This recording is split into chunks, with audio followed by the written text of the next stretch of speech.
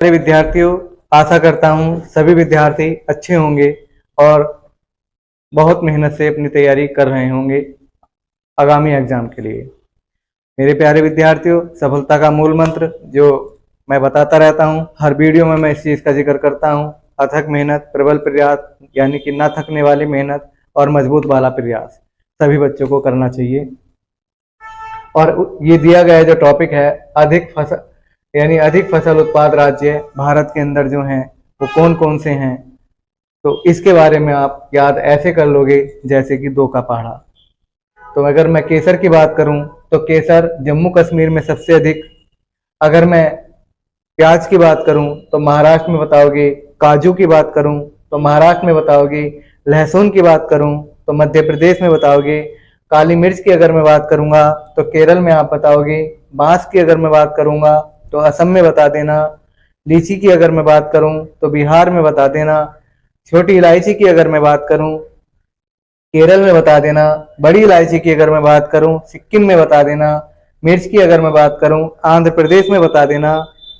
और अगर मैं धान की बात करूं तो पश्चिम बंगाल बताना बेटा। और जूट की अगर बात करूं तो पश्चिम बंगाल बता देना।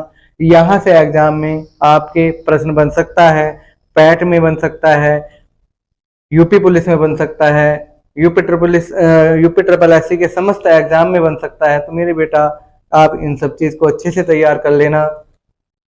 और अगर मैं एक साई कोचिंग संस्थान बिजनौर की अगर मैं बात करूं तो ये लगभग 17-18 साल से लगातार आपके साथ प्रयासत है, प्रयासत रहेगा। कंटिन्यू आपके साथ मेहनत करता है, करता रहेगा।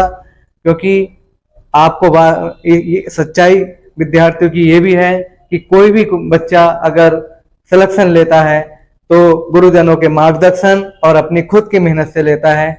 उन्हीं में से मैं अगर बात करूं तो कुछ हौसलों के इतिहास भी रहे हैं जिन्होंने हमारी बात, माता पिताओं की बात मान करके आज सफल हुए हैं। उन्होंने मेहनत भी किया, दिन रात एक भी किया। मतलब दिन और रात अगर उनका काम था तो सिर्फ पढ़ाई का, और कुछ नहीं, सिर्फ और सिर्फ पढ़ाई। कहा भी माना, जैसे गुरुजी ने कह दिया, जैसे माता पिता ने कह दिया, वही बात मानी और अलग कहीं नहीं गए। सिर्फ और सिर्फ पढ़ाई के बारे में सोचा। उनके दिमाग में सिर्फ पढ़ाई की बात थी। उन्होंने लगन, रिश्ते, ब्याह, शादी, जिस्टोन, जन्मदिन, पार्टियां, सारी चीजों का सैक्रिफाइस किया और सिर्फ किसके बारे में सोचा? पढ़ाई के बारे में सोचा। बड़े मिल जाते थे, राम राम जी करते थे, साथ के मिल जाते थे, हाथ मिलाकर आगे बढ़ते थे और अपनी पढ़ाई के लिए अपनी बुक्स वगैरह खोल करके सिर्फ और सिर्फ पढ़ाई करते थे। क्योंकि उन्होंने हमारी बात मानी और आज बात मान करके आज सक्सेस हो गए हैं वो विद्यार्थी।